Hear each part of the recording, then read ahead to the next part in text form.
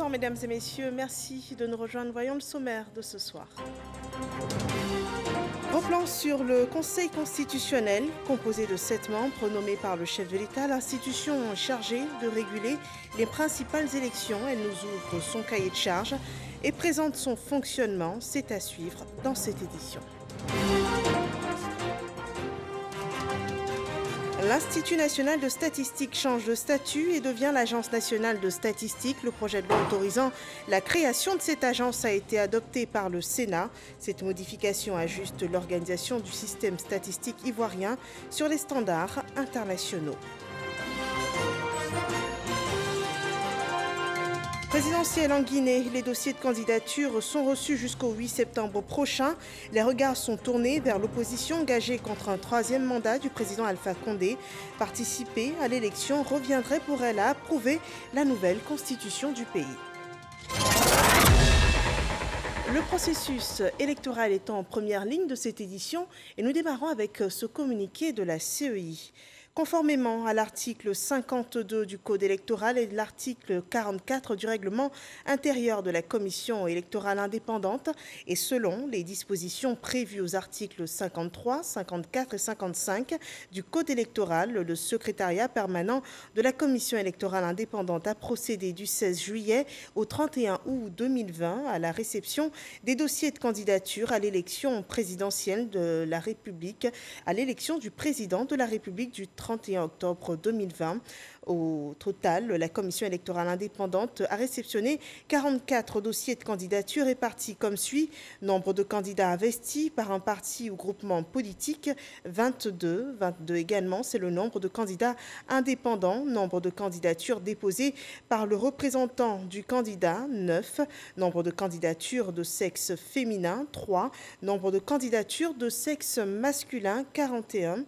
Au nombre de la période ouverte pour la réception des dossiers de candidature et en exécution de l'article 52 du Code électoral, la Commission électorale indépendante a transmis ce jeudi 3 septembre 2020 les 44 dossiers de candidature réceptionnés au Conseil constitutionnel, juge de l'éligibilité des candidats à l'élection du président de la République.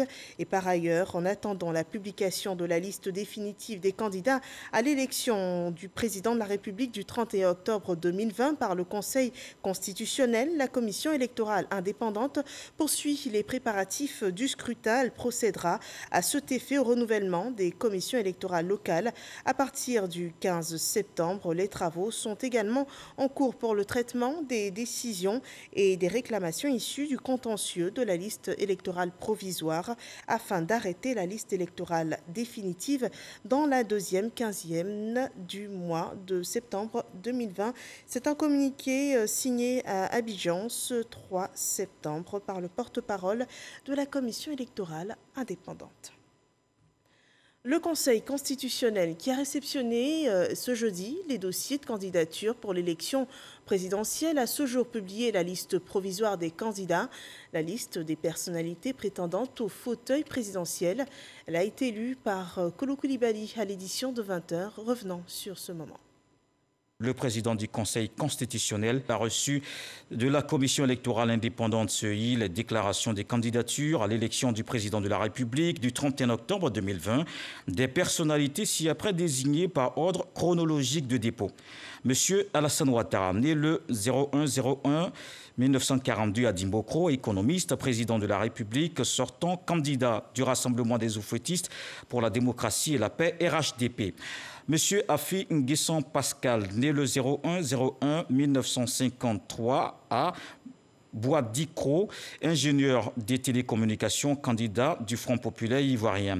Monsieur Soko Waza Théophile, né le 20-12 1971 à Lakota, expert financier, candidat de la 4e voie, la voie des sans-voix. Monsieur Bédier Conan Aimé Henri, né le 04-01 1934 à Dadier-Cro, planteur, candidat du Parti démocratique de Côte d'Ivoire, le PDCI.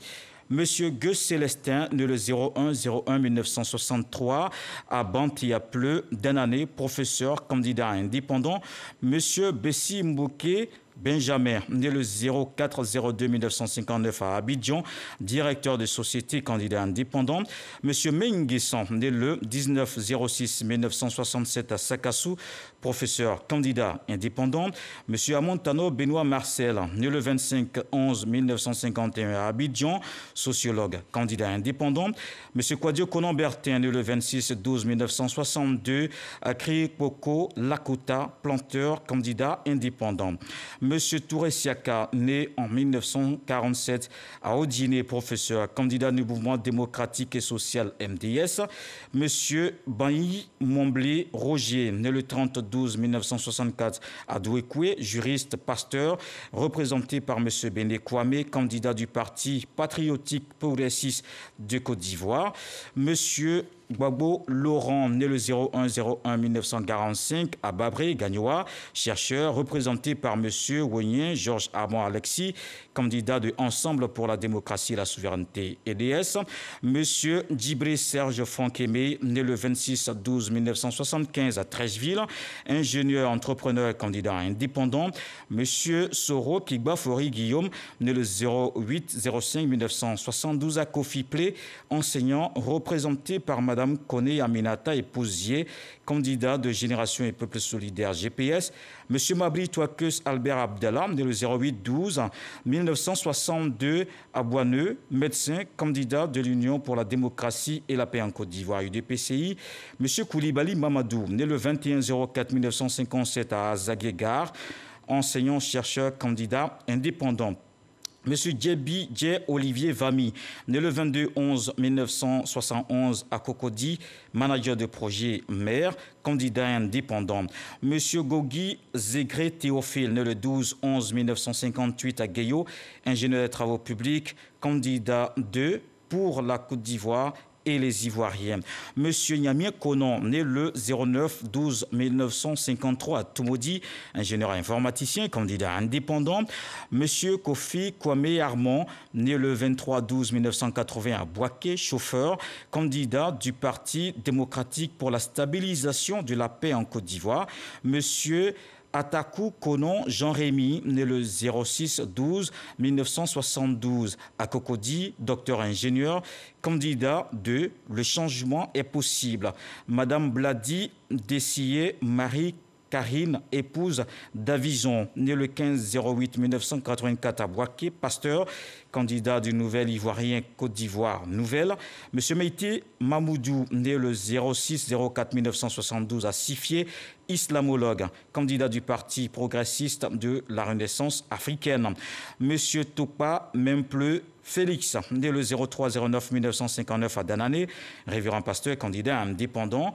Monsieur Soko Koi, né le 05-01-1963 à Gazolilé, Lakota, prophète, candidat indépendant.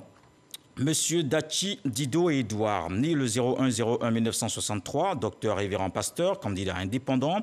Monsieur Awas Talon Julien Elvis, né le 26-12-1976 à Divo, politologue, représenté par monsieur Aimé Oulaï Derby, candidat du mouvement politique En Avant. Monsieur Bouili Djeoulé Marcel Paul Aron, né le 31-12-1976 à Senghou Béomi, pasteur, candidat indépendant. Madame Miandiga Madeleine, épouse Blé, née le 11-03-1954 à Douékoué, commissaire de justice, candidat du Rassemblement pour la démocratie et la paix, le RDP. Monsieur Fieni Kofi Kevin, né le 01-01-1981 à Guendé, directeur général d'entreprise, candidat indépendant. Monsieur Nyangbo Kakou, né le 18-02-1962 à Abiati, à Diaké, candidat indépendant. Monsieur Meïté Ali Kari, né le 22-02-1977 à Grand Laou, chef d'entreprise, représenté par monsieur Béou, monsieur Biéou Yeni Valérie, candidat indépendant. Monsieur Zéoué Bizomblé, né le 15-11-1957 à Zouenoula, anesthésiste, réanimateur, candidat du Congrès pour le renforcement de la démocratie en Côte d'Ivoire. M. Toby Irié Vincent, né le 17-11-1969 à Dabou, préfet hors grade, représenté par M. Sio Daniel, candidat indépendant. M. Seri Gozé Bertin, né le 01-09-1956 à Tapéguier, retraité, candidat de la plateforme La Troisième Voie. M. Loulou Yoro, né le 17-10-1983. Guy Birois, chef d'entreprise, candidat du Parti de la Renaissance démocratique et du développement. Monsieur Seri Koulaï Aimé, né le 15-08-1977 à Vavois, entrepreneur planteur, candidat du Parti des entreprises et des agriculteurs de Côte d'Ivoire. Monsieur Gourou Zialo Claude François, né le 18-05-1981 à Guy Birois, économiste, candidat du Parti écologique du Côte d'Ivoire. Monsieur Chayen Sombo Yon, né le 12-10-1965 à Agbaou, propulseur d'avion, candidat indépendant. Madame Atia Sylvie Aya épouse Soto, née le 02-07-1971 à Cocody, pasteur, représenté par Monsieur Kwadjo Kwasi, candidat indépendant. Monsieur Aboli Ghislain Roméo, né le 30-03-1978 à Obé, chef d'entreprise, représenté par Monsieur Tchikré Jean-Philippe Nguesson, candidat indépendant. Monsieur Kwadio Kofi Roland, né le 02-03-1970 à Atanou, instituteur, candidat indépendant. Monsieur Zaha Djenouan Michel, né le 15-05-1964 à Niambli, comptable, candidat du Front démocratique ivoirien. Et puis, M. Goré Bizi Charles Kader, né le 07-02-1969 à Banoufla, chef d'entreprise, représenté par M. Nyene Brice, candidat indépendant. Conformément à l'article 56 du Code électoral, le Conseil constitutionnel procède ce jour, jeudi 3 septembre 2020 à 18h, à la publication de cette liste et informe les candidats et les partis ou groupements politiques, les parrainants, qu'ils disposent d'un délai de 72 heures à compter de la présente publication pour présenter leurs réclamations ou observations. Les dites réclamations ou observations adressées au Conseil constitutionnel devront être déposées au secrétariat général du dit Conseil, 622 boulevard Cadre, Abidjan Plateau, qui les inscrira dans un registre spécialement ouvert à cet effet. À l'expiration du délai de 72 heures, soit le dimanche 6 septembre 2020 à 18h, plus aucune réclamation ou observation ne sera reçue et le Conseil constitutionnel entrera en délibération sur les dossiers enregistrés afin d'établir la liste définitive des candidats à l'élection du président de la République du 31 octobre 2020. Le Conseil constitutionnel rappelle que conformément à l'article 56 du Code électoral sus-indiqué, seuls les candidats à cette élection ou les partis ou groupements politiques les parrainants sont autorisés à formuler des réclamations ou observations sur les candidatures. C'est fait à Abidjan le jeudi 3 septembre 2020. Le président du Conseil constitutionnel, Mamadou Koné. Voilà, c'est la liste provisoire des candidats à l'élection du 31 octobre prochain, publiée par le Conseil constitutionnel qui se chargera de statuer sur l'éligibilité des candidats. Et nous poursuivons en apprenant davantage sur cette institution, le Conseil constitutionnel. Il est composé de 7 membres nommés par le président de la République qui siègent par délibération. Qui sont les conseillers constitutionnels? Comment travaillent-ils? Des réponses dans cet élément de Gabriel Sani. Assata Konesiliwe, enseignant-chercheur, experte en droit de l'homme. Rosalie Kindokwamezalo, magistrat de carrière.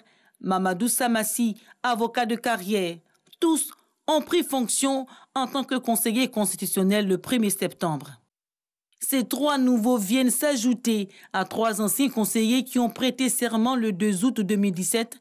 Il s'agit de la première femme doyenne de la faculté de droit, Jacqueline Noès Oble, des magistrats hors hiérarchie, Ali Touré et Vincent Kouadei.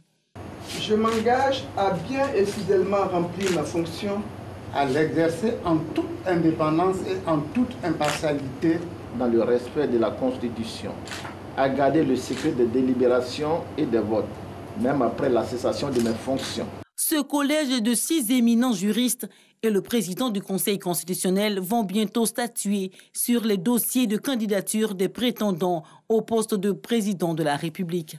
Le Conseil constitutionnel siège en formation collégiale des 7 membres qui le composent, à savoir le président et les 6 conseillers. Le Conseil constitutionnel ne peut pas valablement délibérer avec moins de 5 membres présents et siégeants. Quand le quorum de 5 membres est atteint, le Conseil procède à l'examen des dossiers de candidature pièce par pièce dans la salle de délibération. Au bout de cet examen, le Conseil délibère. Après délibération, la décision est prise à la majorité et c'est seulement en cas d'égalité que la voix du président est prépondérante. La décision ainsi prise est celle de tout le Conseil constitutionnel et non celle de tel membre ou de tel autre. Les décisions du Conseil s'imposent à tous et ne sont susceptibles d'aucun recours. Choisis parmi les personnalités reconnues pour leurs compétences et leur expertise avérée en matière juridique ou administrative, les conseillers constitutionnels sont nommés par le président de la République pour un mandat de 6 ans non renouvelable. La fonction de conseiller est incompatible avec l'exercice de toute fonction politique, de tout emploi public ou mandat électif et de toute activité professionnelle. En plus du président du Conseil constitutionnel et des 6 conseillers, la haute juridiction se compose aussi des anciens présidents de la République, sauf renonciation expresse de leur part.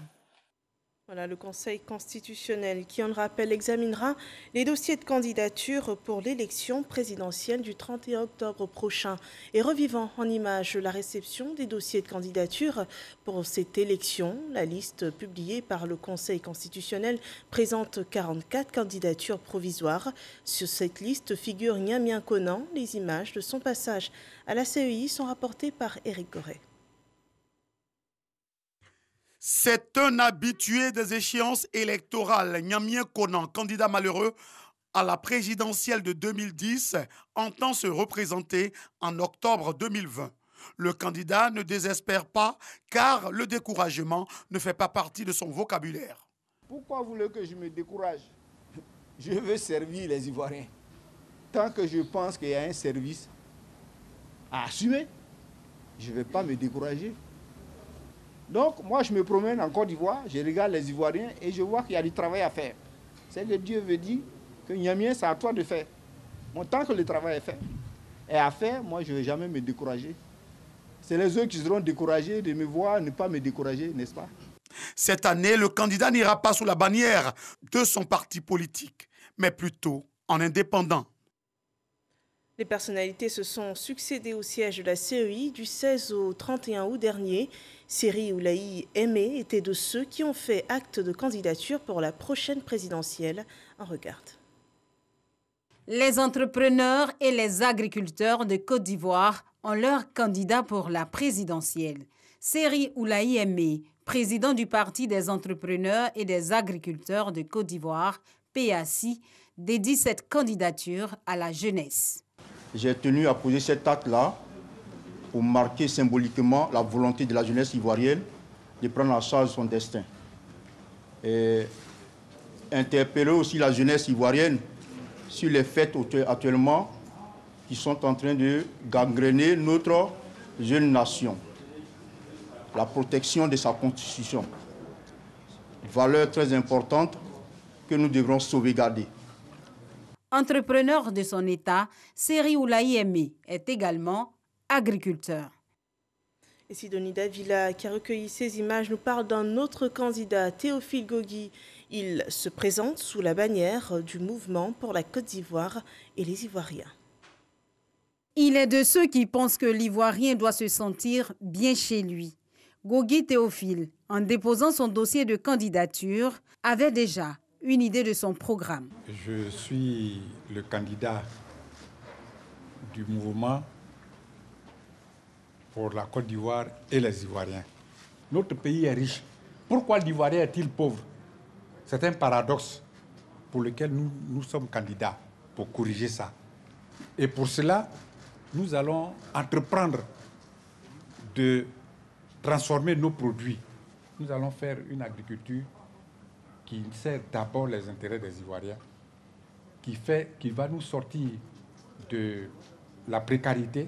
Ancien DG de la SOGEPIE, Société de gestion du patrimoine immobilier de l'État, Gogui Théophile fut membre du FPI, un parti pour lequel il a longtemps milité. Aujourd'hui, même s'il fait cavalier seul, il part confiant.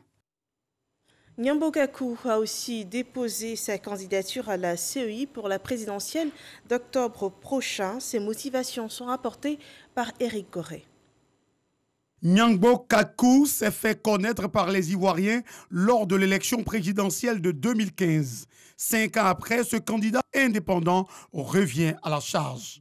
Nyangbo Kakou dit avoir obtenu le parrainage demandé par la Commission électorale indépendante, CEI, en plus de la liste complète du dossier qu'il a fourni. L'ex-député d'Aboisseau dévoile son projet pour la Côte d'Ivoire. Il n'y a pas de territoire à conquérir. Les Ivoiriens, que vous soyez à Bété, nous sommes tous des Ivoiriens et nous devrons nous apprécier. Nous devons construire notre société ensemble. Ce n'est pas quelqu'un d'autre qui viendra construire cette société pour nous.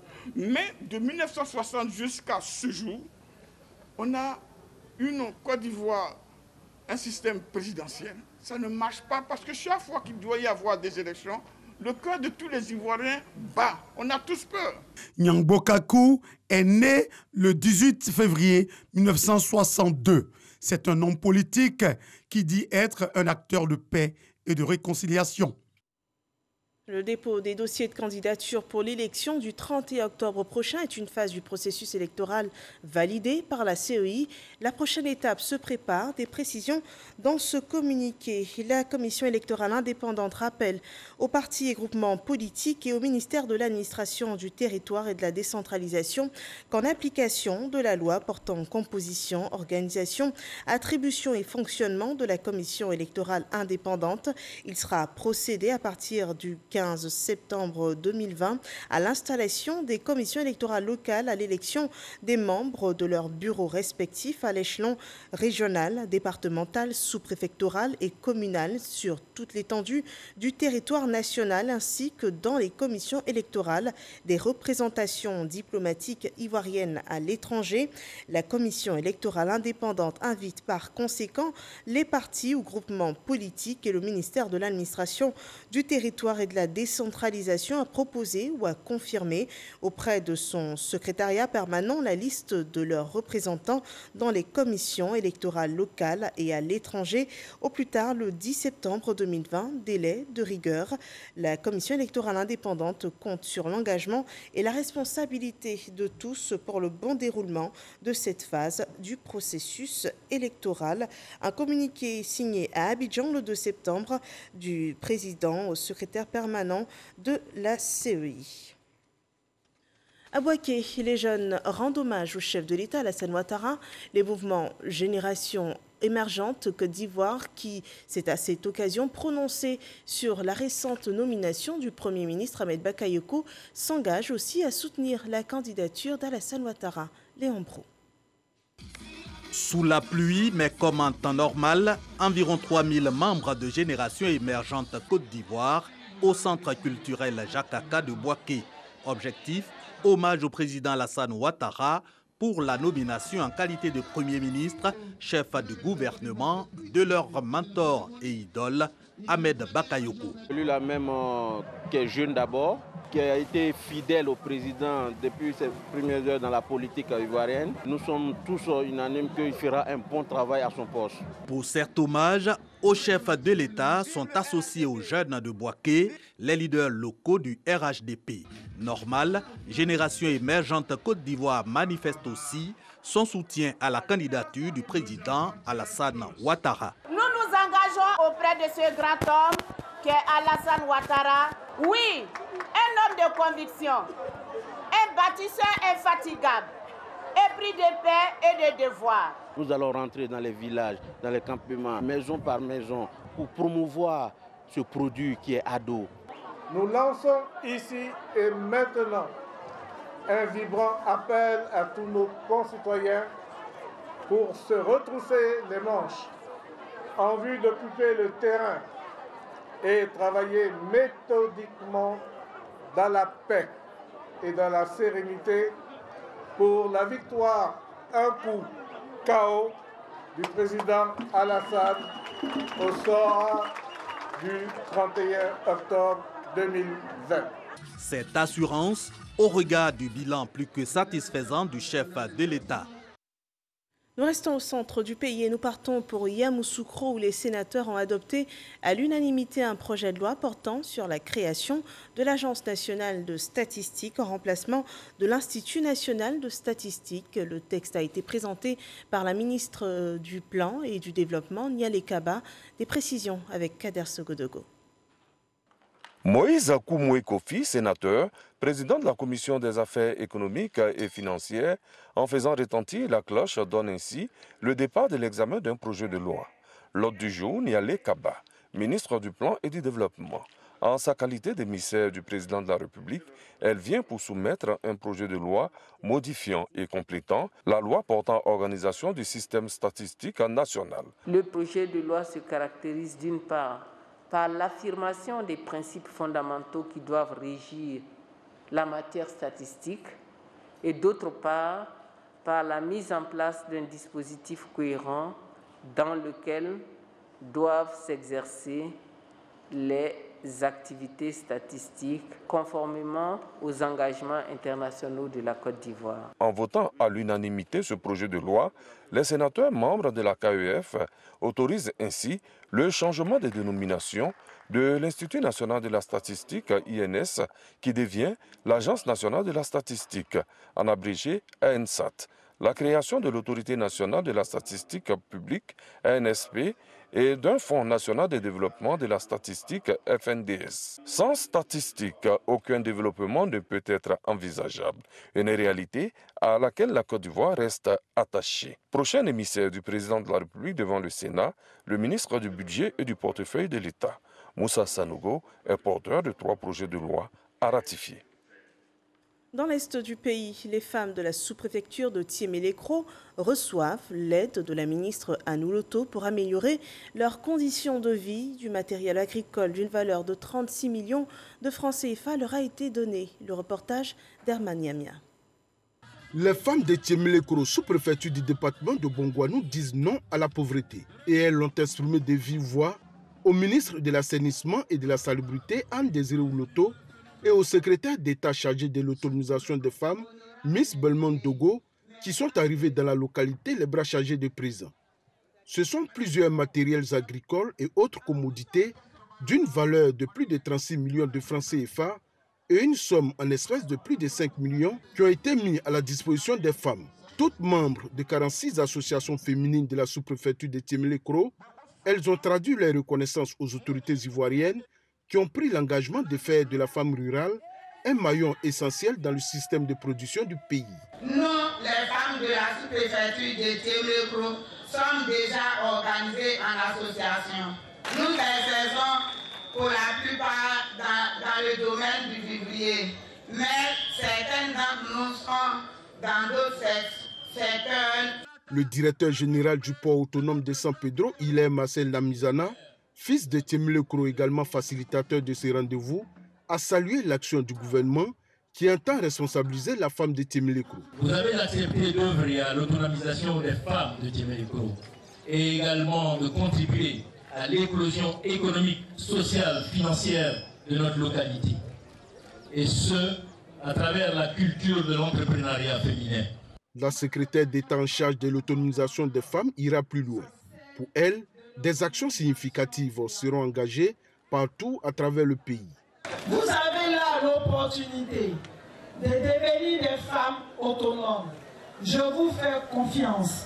Je vous sais battantes, travailleuses, déterminées. La marraine de la cérémonie, Anne Désiré Ouloto, invite les femmes à persévérer dans leurs efforts au quotidien afin d'être les piliers de leurs différentes familles. Les femmes ne doivent pas lutter pour être les égales des hommes. Elles doivent lutter pour être la canne de l'homme. Cette canne sur laquelle ils s'appuient. Nous avons des droits égaux, c'est vrai, mais la femme reste femme. Au cours de cette cérémonie, Anne Désiré Ouloto a reçu les attributs des reines du canton Agni Ali, avec comme nom des reines Mondri Adjoa. Voilà des actions qui favorisent l'autonomisation des femmes. Passons à présent à la revue des chiffres du coronavirus en Côte d'Ivoire.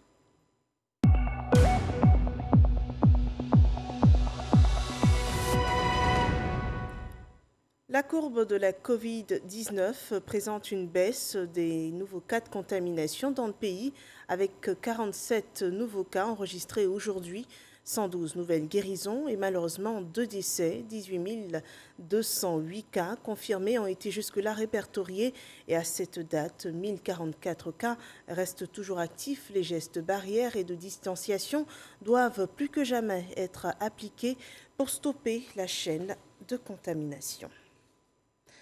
280 millions de matériels médicaux ont été donnés aux conseillers régionaux du Poro et du Tchologo. Nous en parlons avec Jean-Luc Mongo. Ne pas baisser la garde face à la pandémie du coronavirus qui demeure bien présente en Côte d'Ivoire. 280 millions de francs CFA en matériels médicaux. C'est la contribution de l'entreprise chinoise Complan à cette veille sanitaire de façon générale et particulièrement dans les régions du Tchologo et du Poro.